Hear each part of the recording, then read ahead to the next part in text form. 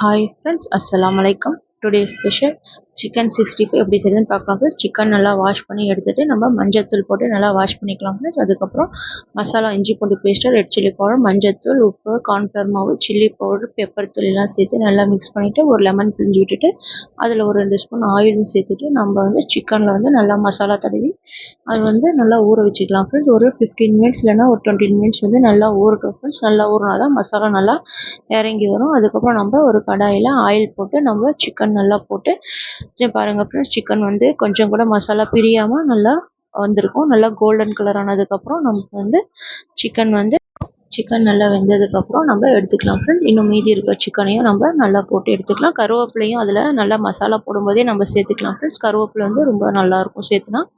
அதுக்கப்புறம் நம்ம எல்லா சிக்கன் எல்லாத்தையும் நம்ம போட்டு வறுத்து எடுத்துக்கலாம் ஃப்ரெண்ட்ஸ்.